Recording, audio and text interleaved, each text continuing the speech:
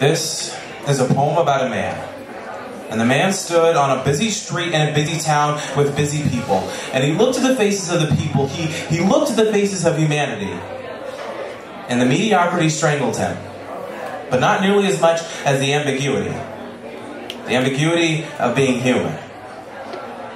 Now, in one moment, a cup appeared in the man's hand. And through a paradigm blurred with pain and confusion, he drank the tainted juices of reality. He turned to his left.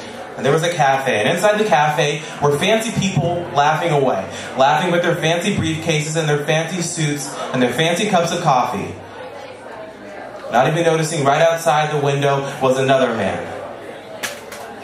With a jacket as his shelter and a cup, a styrofoam, as his briefcase.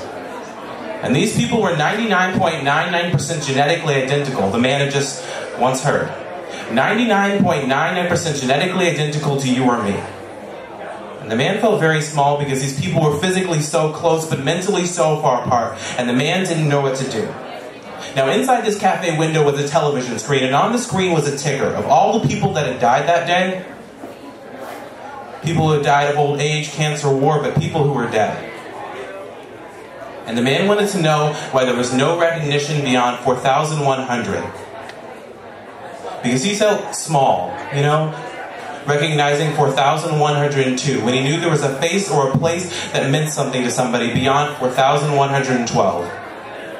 And he wanted to scream at the top of his lungs because he wanted to let these people know that 0.01% shouldn't mean as much as it does. He wanted to scream to the people and let them know that these people are just like you and me. People just like you and me. 99.9 and a 9 and 9 and 99 and a 9 and 9 and 99% genetically identical to you and me. A person just like you or me. Simple as can be, because the death tolls don't tell names. They only make our hearts play games. And the man wanted to stand on a table and scream this at the top of his lungs because he wanted people to know they were 99.99% genetically identical, and the 0.01 shouldn't be the focus.